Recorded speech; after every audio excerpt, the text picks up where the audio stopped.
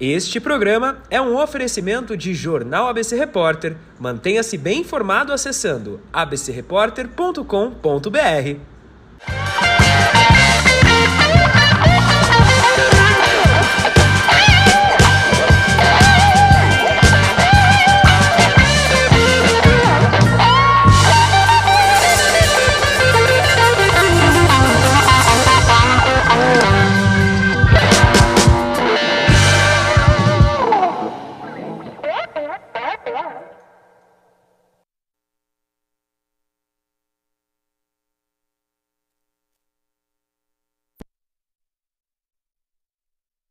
A gente fala do Corinthians lá, mas hoje não vai ter futebol aqui. Nós temos a presença do meu amigo, Dr. William Dibby, ex-vereador de São Bernardo do Campo, ex-vice-prefeito, ex-prefeito, ex-deputado federal e, com certeza, atual meu amigo. Certo, meu amigo? Grande. Prazer em revê-lo. Obrigado por ter atendido nosso convite. Que é isso.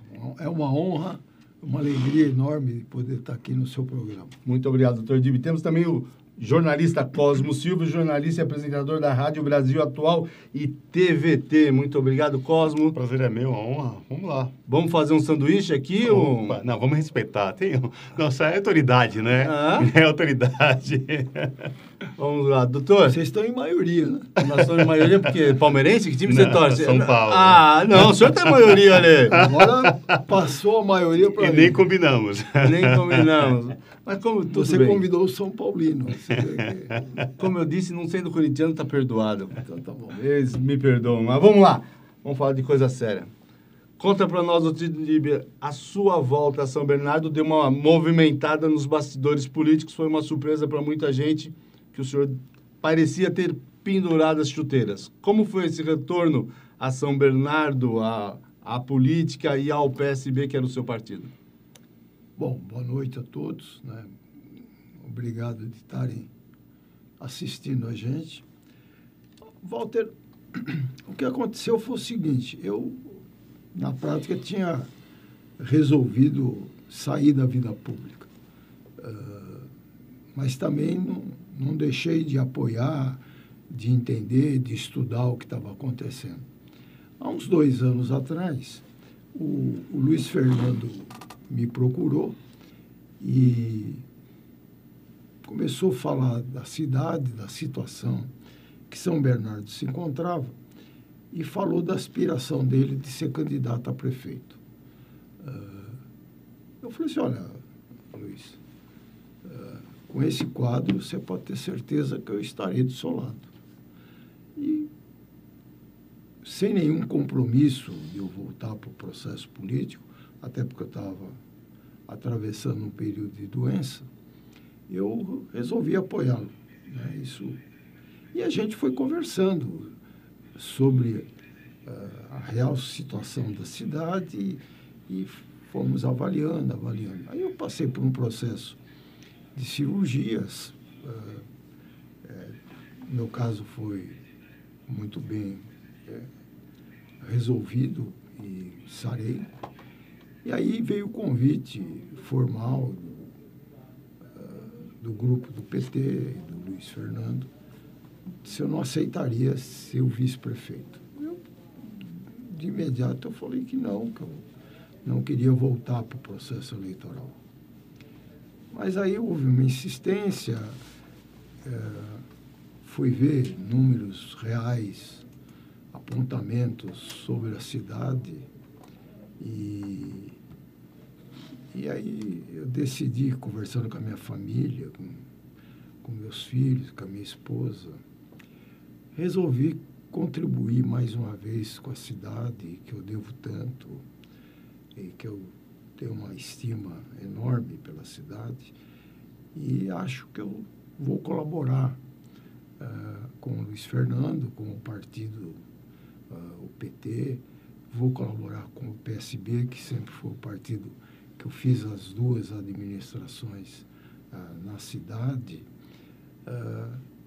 de tentar resgatar isso que eu vejo como uma triste situação da cidade. A cidade nunca esteve nessa situação econômica, social e de desenvolvimento. Foi construído uma rede de mentiras de que a cidade está bem, está se desenvolvendo, pleno emprego, e não é essa a verdade, né? É só comparar o que está acontecendo hoje com qualquer ano. Não precisa ser o meu mandato, o do Luiz Marinho, o do anterior, do Maurício Soares. A situação é extremamente delicada. Sob o aspecto econômico, a gente deve a cidade mais endividada do Brasil, é a segunda maior dívida, a primeira é a cidade do Rio de Janeiro, que é uma capital com mais de 4 milhões de habitantes, e São Bernardo é a segunda com menos de 1 milhão de habitantes, não é capital, então não tem recursos tão diferentes quanto uma cidade normal, e devemos praticamente quase um orçamento. Quando eu saí, a gente devia perto de 90 milhões de reais. Hoje nós devemos quase 4 bilhões de reais, né? É uma dívida seguramente que será paga pelos moradores da cidade. A lei de responsabilidade fiscal, ela estipula uma porcentagem, né, de quanto é o poder de endividamento da cidade. O senhor lembra de quanto que é isso? Parece... Para a gente poder fazer um parâmetro, senão fala aí... Parece que nós estamos beirando os 97%, 98% da capacidade de endividamento. Nós não ultrapassamos essa capacidade de endividamento. Ainda teríamos capacidade de nos endividar mais de 1 ou 2% da dívida, que é muito pouco. Mas o que importa é olhar a receita, né? Bom, nós estamos devendo isso, mas a receita está crescendo enormemente. Não. O ICMS, que é o imposto 0,1 da cidade, tem se reduzido em quase 30% nos últimos 7 anos.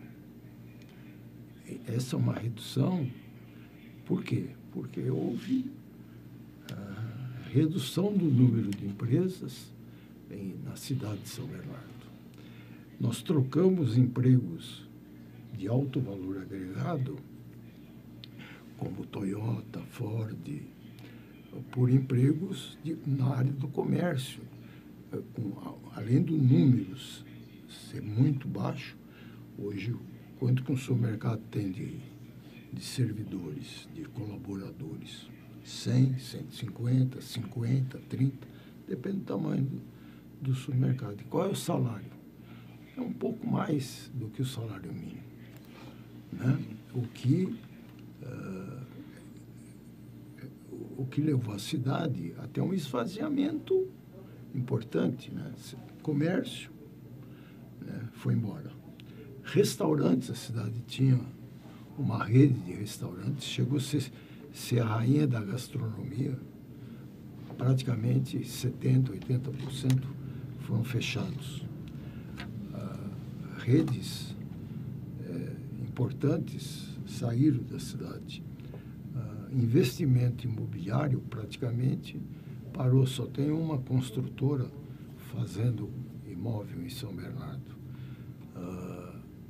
As construtoras, as 10 maiores construtoras de São Bernardo, não constroem em São Bernardo há exatamente 8 anos.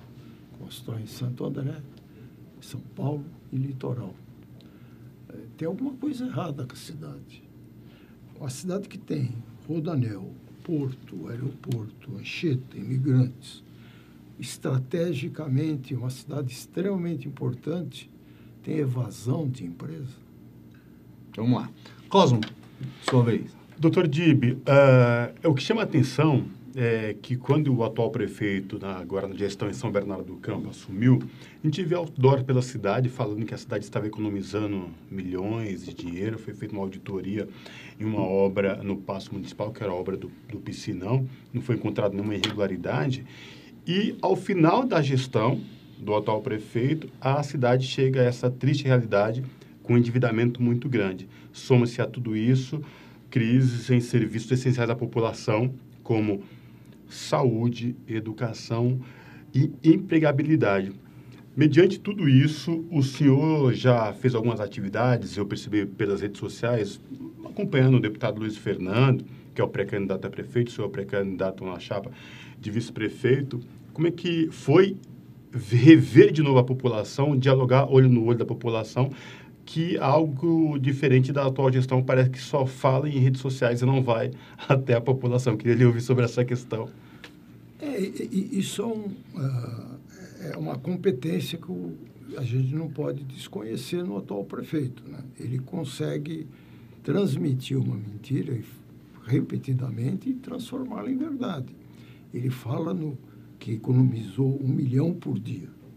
Bom, 1 milhão por dia, 8 anos, dá 2.500 dias. Então, ele teria economizado mais de quase 20 bilhões de reais. Ele deve 4, então eu não sei onde que ele conseguiu economizar tudo isso. Quer dizer, é uma fantasia. Como o pleno emprego, né? É uma fantasia. Você, hoje, não tem comércio a não ser para a classe C, D e E, porque não tem consumo. Até número de consultórios de dentistas e de médicos foi reduzido, está sendo fechados.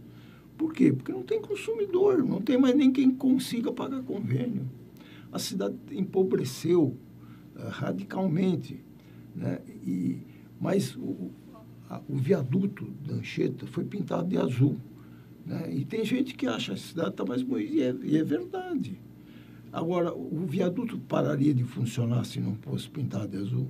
Não. Não, o carro passaria, qualquer cor que fosse, mas está azul. E a escola? A escola está com goteira, está suja, está com, às vezes com rato, às vezes com bicho, não tem jardinagem na escola. Aí a UBS, a mesma coisa, né? Prédio abandonado. Por quê? Onde tem vida, onde salva-se vida, não se tem tanta importância quanto a visão, né, de que a cidade está crescendo. Essa é uma grande publicidade, né? A jardinagem, né? Você cuidar da aparência da cidade. Agora, é um prefeito que fechou a Fundação Criança. Mas ele fechou, mas ele pôs alguma coisa no lugar? Não. Ele parou de atender criança em situação de risco. Ele fecha a Fundação Criança como se, assim, está tudo tão bem, socialmente falando, que não tem mais problema com as crianças, né? Ele fecha o programa de voluntários que existia, né, nessa fundação, tanto para controle do estacionamento, como para contar histórias nas escolas. E, tudo bem, ele fecha o Turma Cidadã, que pegava a garotada que se apresentava ao tiro de guerra como um tipo de convocação para afastar o jovem da violência, dava uma atividade de 4 horas e uma atividade cultural para ele treinar uma profissão, um futuro emprego, onde quase todos saíam com emprego formado. Ele simplesmente não tem mais essa política, né? E aí? Não tem importância, né? Mas tem importância você divulgar, fazer publicidade de que a cidade está uma maravilha, né? E ele conseguiu calar a Câmara Municipal. Ele conseguiu mudar o regimento. A oposição na Câmara não pode falar. Não tem direito de fala. Né? Pode só exercer o direito de voto, mas direito de falar não. Ele vendeu o terreno da Secretaria de Educação, uma coisa estranha, né? Não vou dizer nada de diferente da palavra estranha. Por quê? Quando você vende tua casa, teu apartamento, você já tem um lugar para mudar. né? E quando você vende, o dinheiro que vai entrar vai dar para você resolver tua vida. Ele vende por 5% do valor. E como a Câmara deixou passar, o Ministério Público deixou passar, se esse valor... O Ministério Público não sei te responder. E vale também para a Fundação, né? Porque a Fundação também é controlada pelo Ministério Público, né? É. No caso do prédio, do terreno da Secretaria de Educação, a Câmara discutiu profundamente o processo em 3 minutos. 3 longos minutos e aprovaram por unanimidade. Unanimidade não, desculpa. 3 votos a menos, por 25 votos a 3. Simples assim, né? E aí? Já se sabia para onde ia a Secretaria de Educação? Não. Dividiram em 3. Uma parte ficou nos corredores do Senforp, o Centro de Formação dos Professores lá da Via Anchieta. Um terço foi para um aluguel do Maies, indústria farmacêutica, e um terço foi para casa, fazer home office, porque não tem lugar para sentar. Mas é uma secretaria totalmente inútil, Secretaria de Educação. Esse é o valor que se dá para as crianças de São Bernardo, para o futuro de São Bernardo. Deixa eu fazer uma parte agora. O senhor falou de Secretaria de Educação, me vem na memória aqui uma pessoa de muito grado meu coração, pessoa que eu adorava, que era o Tércio. Tércio Lima.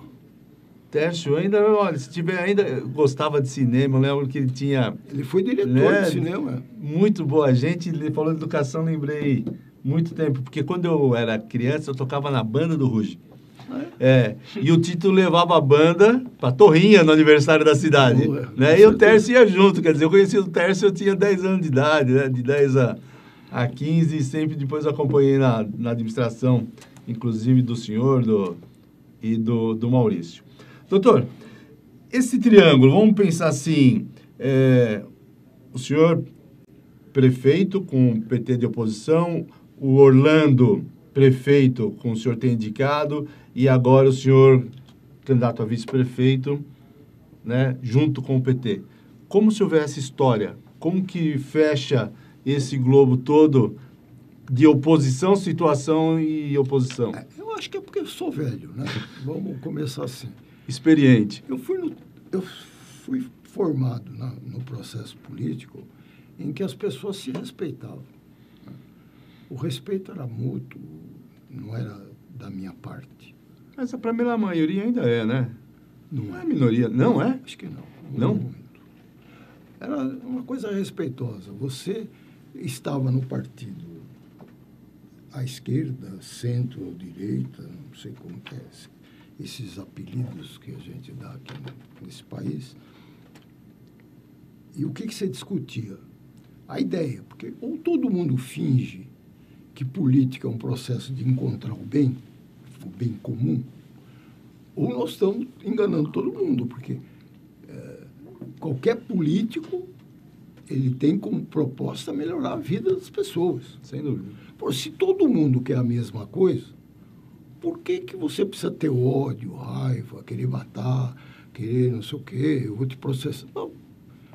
É questão de qual caminho que eu vejo para encontrar uma solução, para encontrar o bem melhor.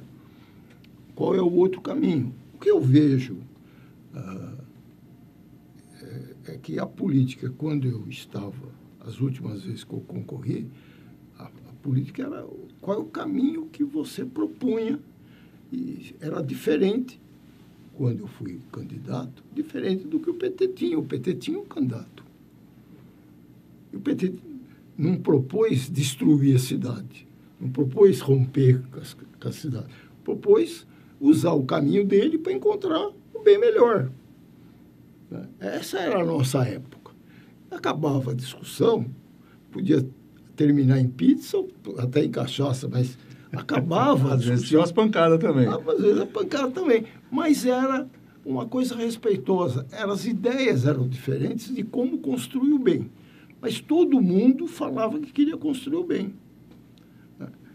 O que aconteceu no processo político nos últimos anos foi você destilar um sentimento de ódio em relação a quem pensa diferente, né? Quem pensa diferente é ou de extrema-direita, ou é comunista. Eu fui chamado ao mesmo tempo de comunista e maconheiro. Eu nunca tinha ouvido falar que eu podia ser comunista. Por quê, doutor? E maconheiro porque eu estava fazendo um projeto para liberar cannabis medicinal. Então, eu fico assim abismado, porque quem me chamou disso não era qualquer um, né? Era uma pessoa importante na República, né? E que tem consciência do que ele falou. Não é uma pessoa, não, foi a Dona Maria que falou assim, foi o seu João que falou assim. Não, é uma pessoa importante da República. E aí você fala assim, isso é a política real? Isso é procurar o bem comum? Ou isso é só difamar quem pensa diferente? Porque quem pensa diferente virou marginal em qualquer que seja o lado dele. Não é privilégio da direita ou privilégio da esquerda. Pensa diferente, pô. Né? Você tinha que pôr um carimbo na pessoa. E não é assim. Eu acredito que essa eleição, nós temos que abaixar esse tom. Nós temos que mostrar que tipo de proposta que você pode fazer para melhorar a vida das pessoas. Como que você faz para melhorar a educação? Como que você faz para melhorar a saúde? Como que você faz para sanear as coisas? Me permita interrompê-lo e pegar um recorte no que o Walter trouxe, falando da composição do que foi lá atrás, meio, e agora voltando o senhor, sendo pré-candidato à vice na chapa do Luiz Fernando. O senhor falou em algumas ocasiões que poderia estar em casa, que já tinha cumprido sua missão como político, como diretor-presidente da Anvisa, deputado, prefeito, vereador, mas o senhor sempre reforça que o senhor tem uma dívida muito grande com São Bernardo, e é muito grato à cidade de São Bernardo. A gente pode afirmar que essa união com o deputado Luiz Fernando, o senhor vir na chapa como pré-candidato a vice, é algo pensando no São Bernardo para recuperar a autoestima, a dignidade da população da cidade? Com certeza. Eu não vejo nos outros candidatos a mínima possibilidade disso ocorrer. Em nenhum deles. Até porque eles estão juntos, estiveram juntos, estão juntos e fingindo que eles são candidatos diferentes.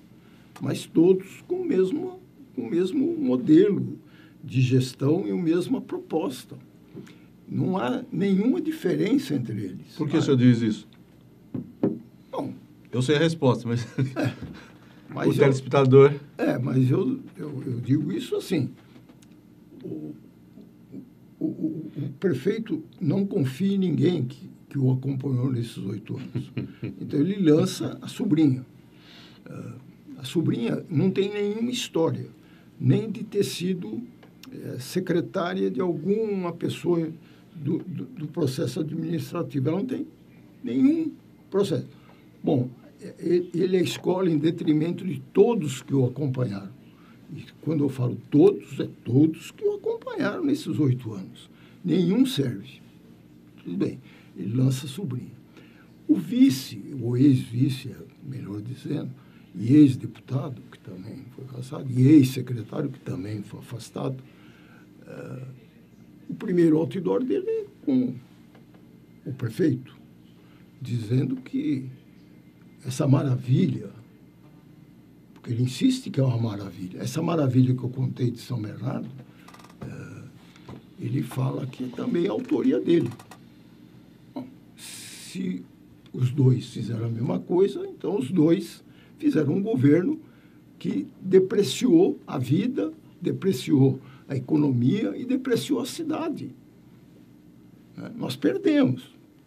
Aí vem o outro candidato, que, por coincidência, na eleição passada, apoiou o atual prefeito. Há 6 meses atrás, na eleição para deputado, se elegeu apoiando a esposa do prefeito. Dobradinha, inclusive. Dobradinha. Até sexta-feira, tinha 3 secretarias no governo. O outro opositor tem 7 secretarias dentro do governo. Aí você acha que eles são diferentes. Eles têm propostas diferentes. E todos, por coincidência, apoiaram o mesmo candidato a governador no primeiro turno, o mesmo candidato a governador no segundo turno, o mesmo candidato a presidente no primeiro turno e o mesmo candidato a presidente no segundo turno da eleição de 6 meses atrás. Ah, mas eles estavam separados. Não, eles estavam juntos. Eles fizeram um almoço junto, de apoio. E aí o resultado? Está lá nas urnas. Esse é o número oficial, não é o número de pesquisa. O número é um resultado. Então, eu não consigo ver a diferença entre A, B e C. Eu consigo ver que o Luiz Fernando, primeiro pelo histórico dele, de competência, de gestão, de conhecimento, e tem uma proposta totalmente diferente e uma visão diferente do que está ocorrendo realmente. E segundo, e acho que é importante dizer, que São Bernardo, para sair desse processo, desse círculo vicioso negativo, ele precisará muito do governo federal. E quem é que tem condição hoje de ter parceiro no governo federal? Só o Luiz Fernando. Então, isso tudo responde à tua pergunta. Você vê que eu falo muito e não respondo nada, né? Mas vamos lá. Respondi a tua pergunta. Olha por que eu optei pelo Luiz Fernando. Mas nós vamos voltar mais um pouquinho. Antes de ir para o comercial, vou pedir para passar um vídeo aqui que tem do Luiz Fernando falando no dia que foi comunicado em coletiva de imprensa que o Dr. Dib seria o pré-candidato a prefeito de São Bernardo. Agora não sei o que fazer. Não estou convidando... Segundo. Então, nesse dia teve a coletiva de imprensa e teve a palavra do Dr. Dib, que nós vamos passar no segundo bloco, e também teve agora a do Luiz Fernando falando sobre aquele ato importante aí na vinda do Dr. Dib. Vamos assistir. Investimentos e recursos para que nós possamos investir na saúde, na educação, na moradia, enfim, em outras políticas públicas, né? Então, assim, nós temos muita tranquilidade. Isso na década de 80 teve muito essa lógica da briga de sindicatos, empresas, e isso nunca aconteceu. São Bernardo é a segunda melhor cidade do Brasil para se investir. Dr. Dib estava lembrando a todos nós que nós somos cortados pela Imigrantes, pela Anchieta, pelo Rodoanel, nós estamos ao lado do maior mercado consumidor, talvez, da América Latina, que é a Grande São Paulo, uma região de 22 milhões de habitantes, uma região rica, né? Estamos a poucos metros do Porto de Santos, a poucos metros de Cumbica, a poucos metros de Congonhas, temos tudo aqui. E por que é que as indústrias estão indo embora? É questão sindical? Não tem absolutamente nada a respeito disso. Queria também só finalizar dizendo o seguinte, é desta forma, com essa união de esforços e, sobretudo, na política, é que nós vamos buscar o crescimento dessa cidade, né, e a consolidação da economia dessa cidade. O deputado Barba pediu para fazer também uma consideração a respeito.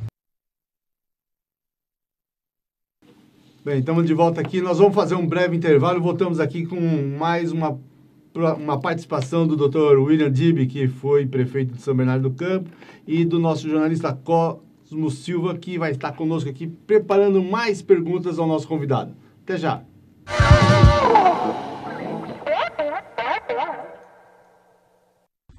Olá, amigos do programa Personalidades da Eco TV ABC. Um grande prazer estar aqui com vocês. Eu sou a Silvia Mello, coordenadora geral do 7º Conexidades, Encontro Nacional de Parceiros Públicos e Privados. Passando aqui para fazer um convite a vocês para estarem conosco de 4 a 8 de junho em São Sebastião, na Arena da Praia. Um evento totalmente gratuito, onde teremos uma feira, uma exposição linda e mais de 120 palestrantes mostrando todo o potencial do nosso estado e do nosso país. Faça a sua inscrição gratuitamente já através do nosso site www.conexidadescomx.com.br. Esperamos vocês!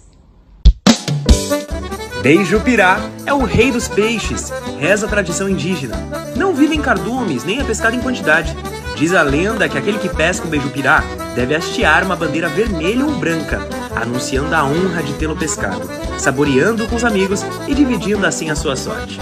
O mais valioso peixe capturado na pescaria gastronômica da chefe proprietária Helena Didier é sua prática de culinária pernambucana, com criações originais e reinvenção de pratos tradicionais. Todos os detalhes deste restaurante fantástico chamado Beijupirá, em Porto de Galinhas, você acompanha na viagem de Walter Esteban Jr. por esse destino paradisíaco. Acompanhe o Viaje Mais e não perca nenhum segundo sequer desta grande viagem.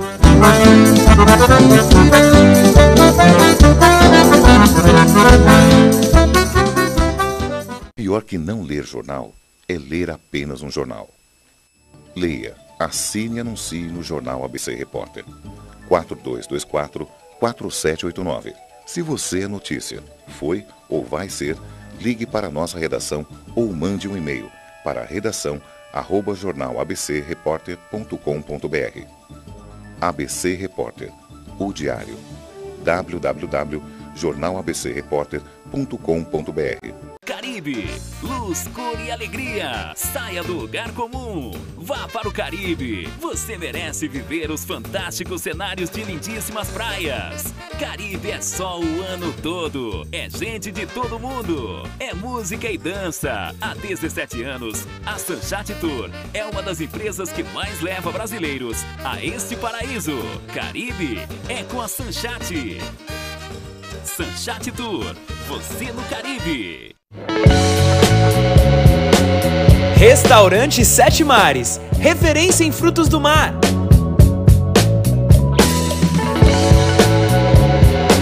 Buffet com vasta variedade de pratos, tradicionais, comida oriental e, claro, frutos do mar. Venha com sua família, espaço kids para as crianças e estacionamento próprio.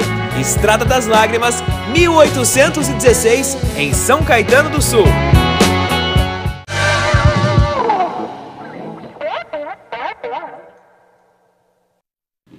Estamos de volta no nosso programa Personalidades, hoje com a participação do Dr. William Dib e do jornalista Cosmo Silva. Doutor, voltando naquela perspectiva de apoio, tem uma história boa também, foi a questão do Maurício Soares, né? Porque o Maurício Soares era do PT, foi para o PSDB, vocês costuraram a vinda dele para o grupo, né? Com o PSDB e acabaram ganhando a prefeitura. E o senhor acabou até sendo vice-prefeito depois do Maurício Soares. Também é uma história de mudança de lado em termos de partido, mas uma conjuntura de apoio para a cidade. Isso, foram 12 anos consecutivos, 6 do Maurício e 6 meu, em que transformamos a cidade. Então, essa minha relação, não tem relação ideológica, eu tenho relação com São Bernardo.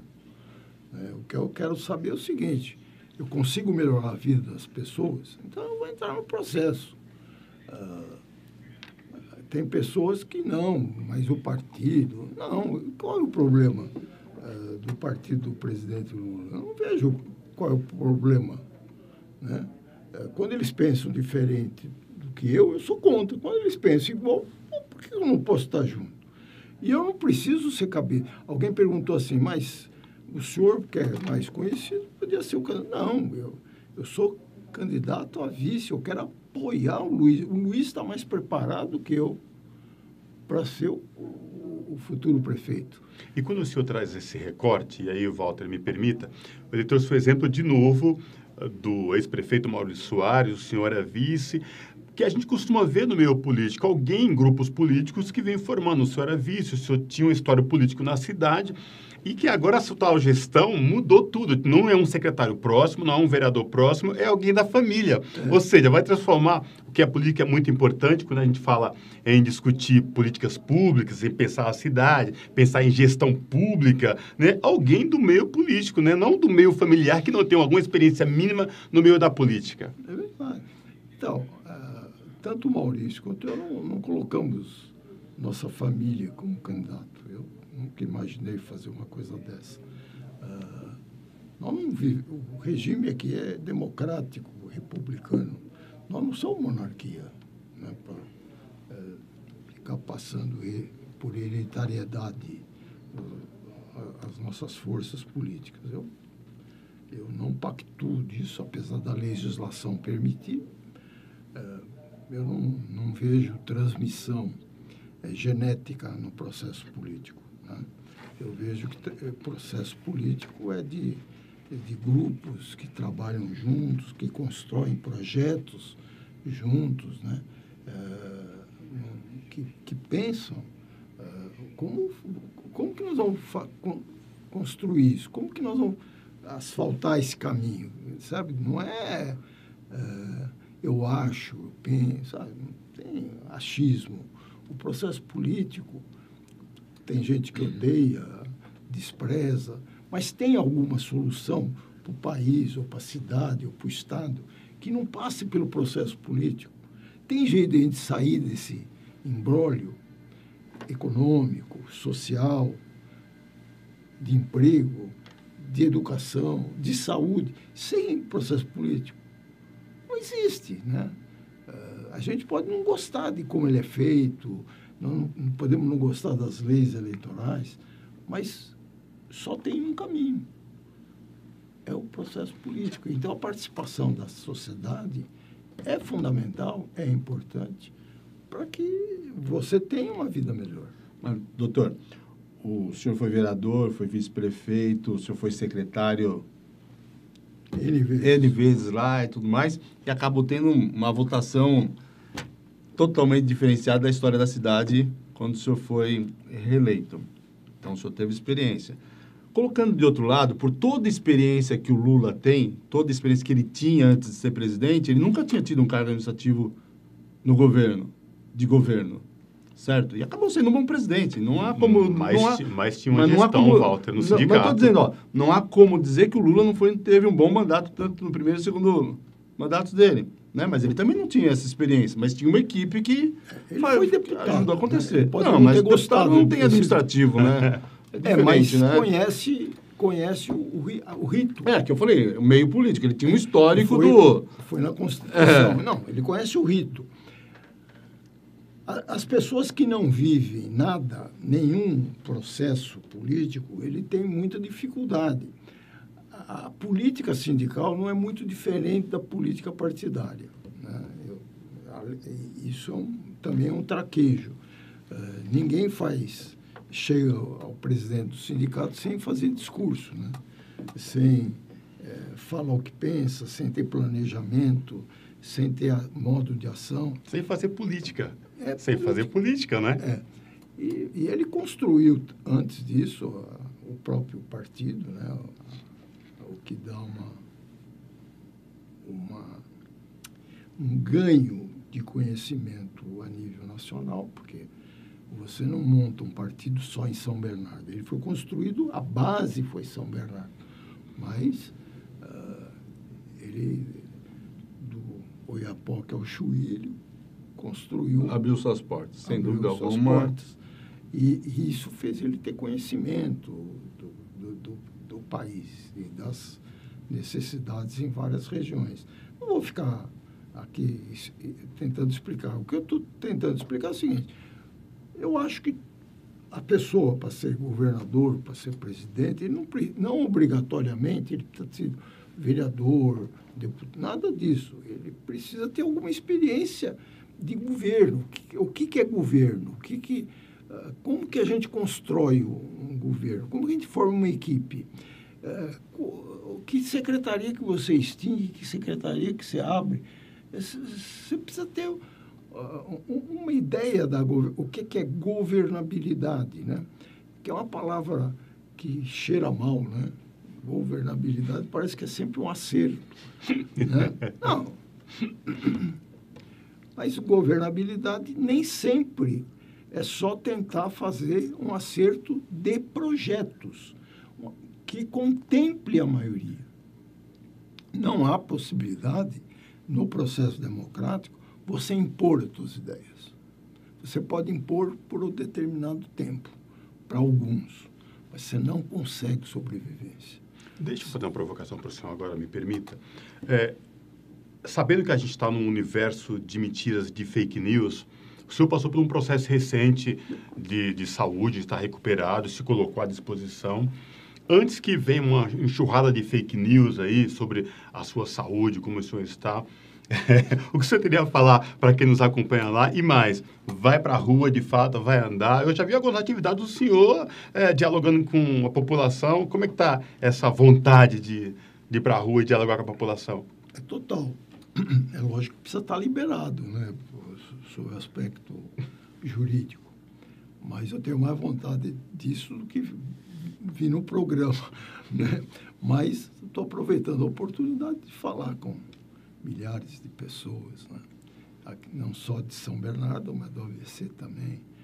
Então, eu acredito que eu passei por um momento muito difícil, nunca tinha passado por isso.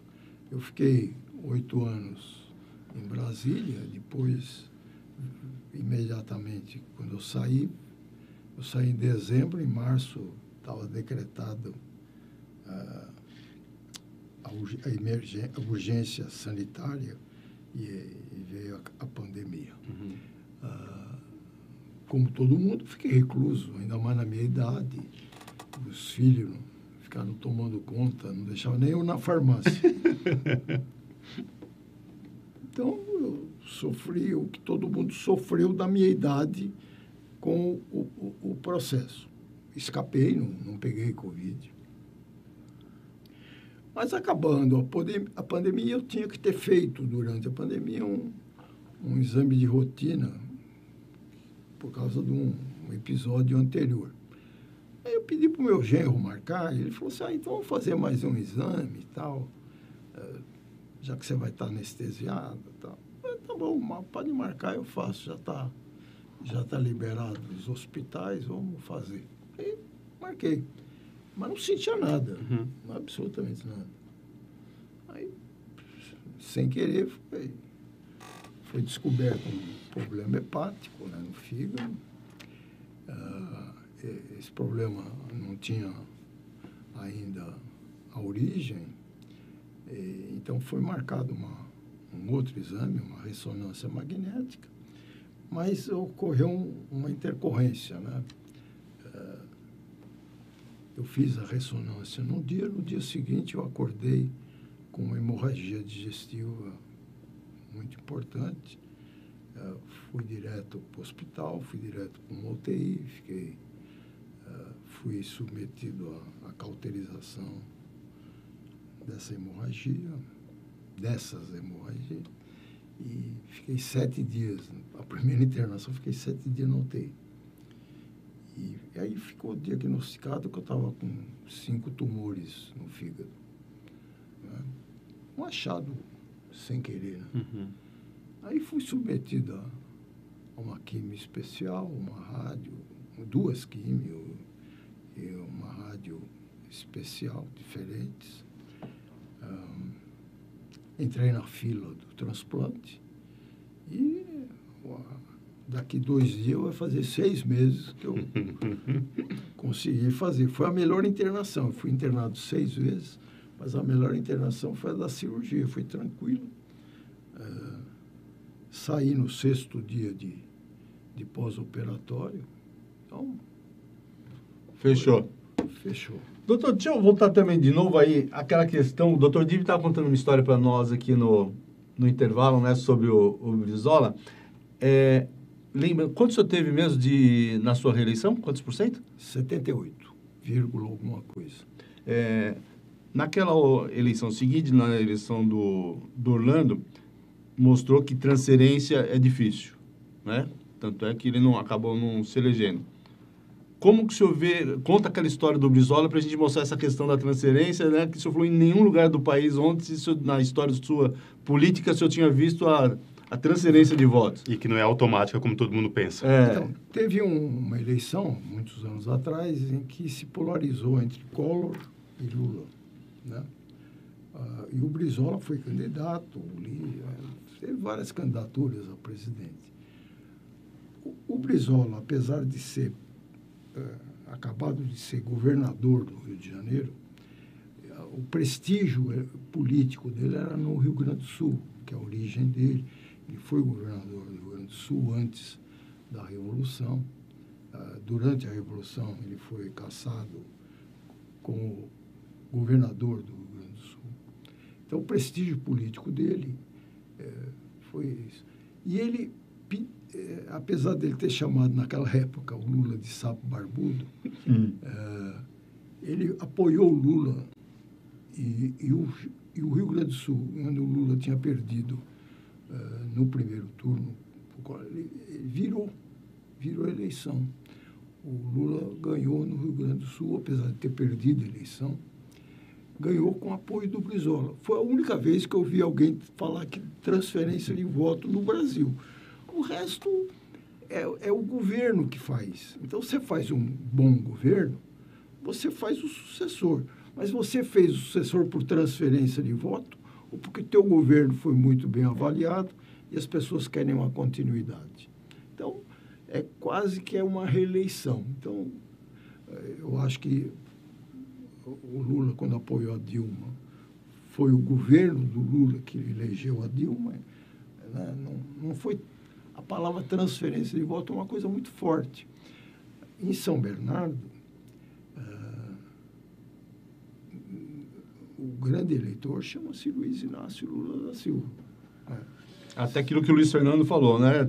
Além do capital que tem, você pode fazer o próprio pesquisa, presidente... Pode fazer pesquisa, tal influência. Mas vamos ver resultado prático. A eleição, há 6 meses atrás, tinha os 4 possíveis candidatos à direita apoiaram o mesmo candidato a governador no primeiro, os mesmos candidatos a governador no segundo e o mesmo presidente no primeiro e segundo turno. 2022. Agora. 2022, isso, agora, quer dizer, há um ano e meio. Foi a última eleição, né? Há 1 ano e meio. Qual foi o resultado? O candidato deles, né, dos 4, foi o último colocado. E teve bem menos voto do que a esposa do prefeito. Quase a metade. Então, os 4 apoiam. E o candidato deles não decola, mostra que transferência de voto é difícil de falar. Bom, então vamos para governador. No segundo turno. Os 4 se juntam, fazem um ato de apoio ao atual governador, que ganhou no estado quase todo. Mas em São Bernardo aconteceu um fenômeno. Ele perdeu no primeiro turno para o Haddad, né? E diminuiu de votos com o apoio dos 4. Então, isso você pode chamar de não transferência de voto. Então, mas você fala, mas como que eles conseguem eleger a esposa, os amigos, né? Eu não vou ficar explicando aqui na televisão, mas as pessoas têm que fazer uma reflexão. Por que isso não se transforma em voto automático dos candidatos deles? Fala, Caso. Deixa eu fazer também uma outra provocação.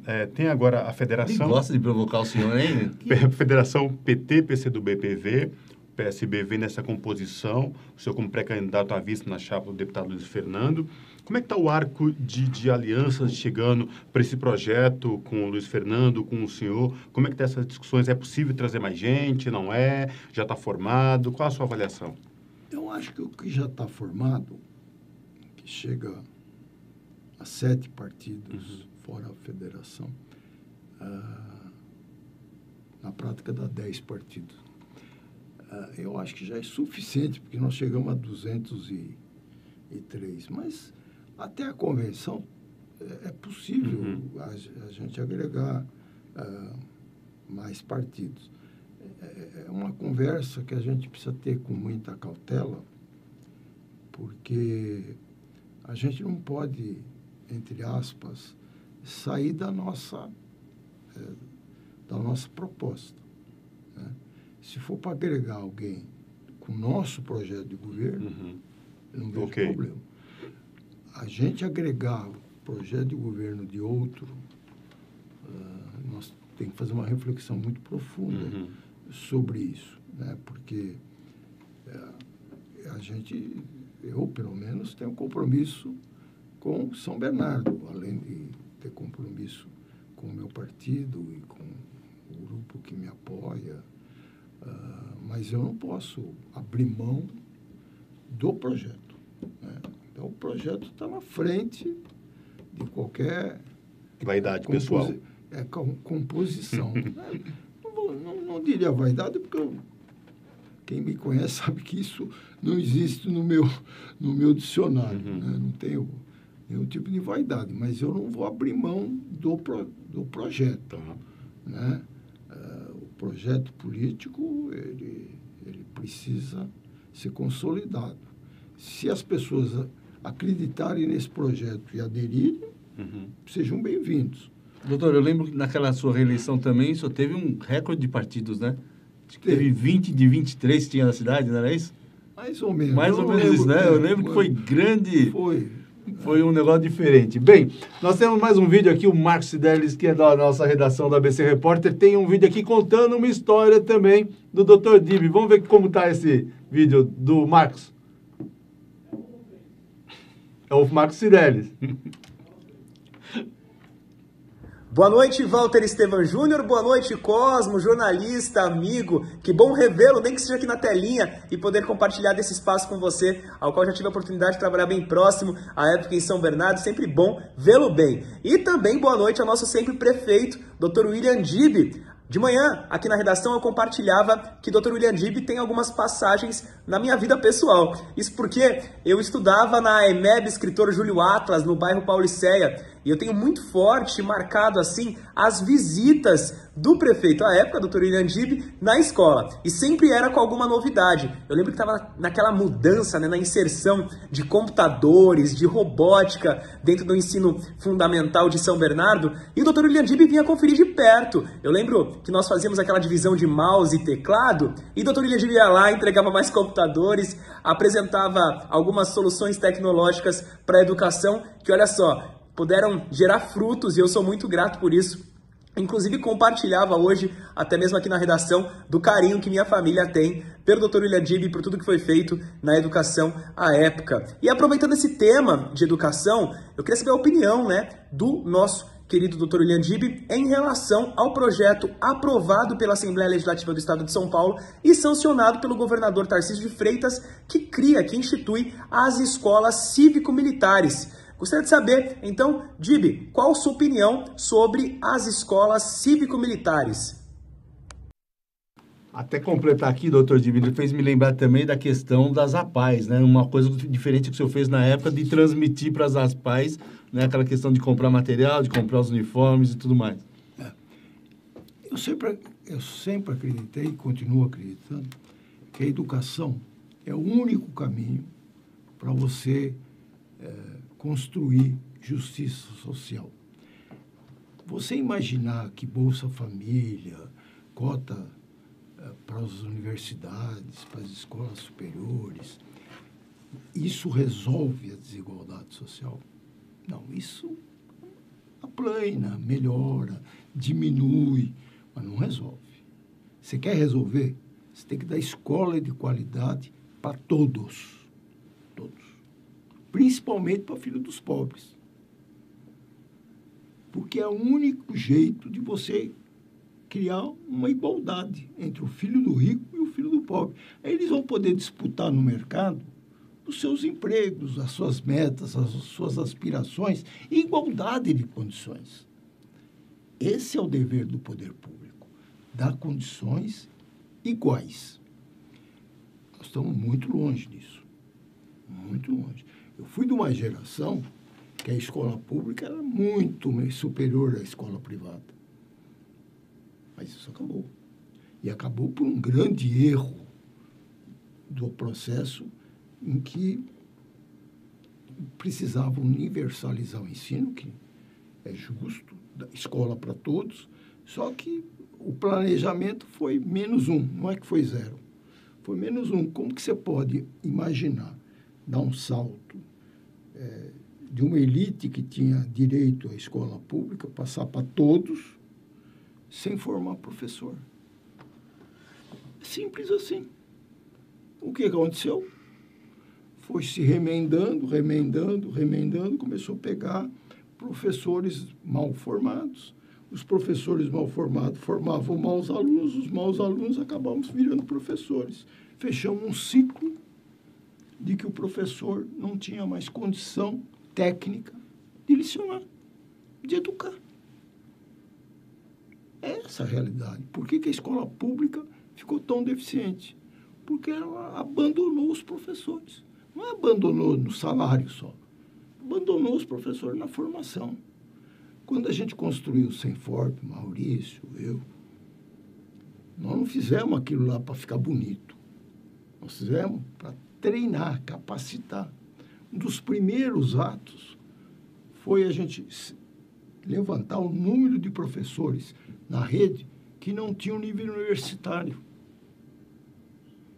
Contratamos a PUC, abriu uma sede aqui em São Bernardo só para professor da rede e demos um curso gratuito de psicologia e de pedagogia para 100% da rede que não tinha nível universitário. Em 2 anos, a gente tinha uma rede totalmente com nível superior. Por coincidência, acabou a construção do Senforp e aí a gente fez treinamento contínuo 300 dias por ano para capacitar o professor. O professor hoje não é giz lousa. A educação se transformou e se transforma a cada minuto. Nós precisamos capacitar. Em resposta ao Fidelis, eu fico orgulhoso, porque eu ia mesmo, eu frequentei todas as escolas. Eu fui o primeiro prefeito que deu uniforme escolar no Brasil. Era vendido, cobrado. Eu fui o primeiro prefeito a valorizar a informática, a valorizar a educação contínua dos professores e ganhamos prêmios internacionais por isso, né? Eu acho que a educação é o grande motor da justiça social. Sem ele, não há possibilidade de você falar que nós vamos melhorar a vida das pessoas. Como que você vai melhorar a vida de uma pessoa que lê e não entende o que lê? Doutor, o Cosmo no começo ainda perguntou que 1 hora não era bastante coisa e passou bem rápido, que a gente teve bastante assunto. Infelizmente, estamos chegando no final do nosso programa. Cosmo, muito obrigado pela sua participação. À disposição. Espero que tenha você trago à disposição. Não é completa, então, para a gente terminar. Bom, eu sou totalmente contra a escola cívico-militar. Isso é um ultraje em fingir que vai melhorar a educação. Você imaginar que pessoas sem diploma, sem capacitação técnica para educar, vão educar melhor os seus filhos? Desculpa. Pode usar farda, não usar farda, tanto faz. Precisa de competência para educar. Bem, chegamos aqui no final do nosso programa. Doutor, só lembrando ainda, a minha primeira faculdade, lembro, foi pedagogia, e eu dava aula na Faculdade de Belas Artes do Estado de São Paulo, que era a faculdade mais cara do Estado, né, se não for do país, e também no ensino público do Estado. Não tinha aula diferente. Não é porque eu ganhava 10 ou ganhava 100 na outra, que para o professor não tem isso, ele faz a parte dele, né, questão de gostar realmente de dar aula. Para finalizar, na capa do ABC Repórter amanhã, desaprovação da gestão Felipe é de 73,29%, pesquisa realizada pelo ABC Repórter, nós publicamos semana passada, registrada sob o número 09387-2024. 09387-2024 no Tribunal Superior Eleitoral. Obrigado pela sua participação, continue conosco até a próxima semana. E não esqueça que pior do que não ler jornal é ler apenas um jornal. Um abraço e boa noite. Até mais.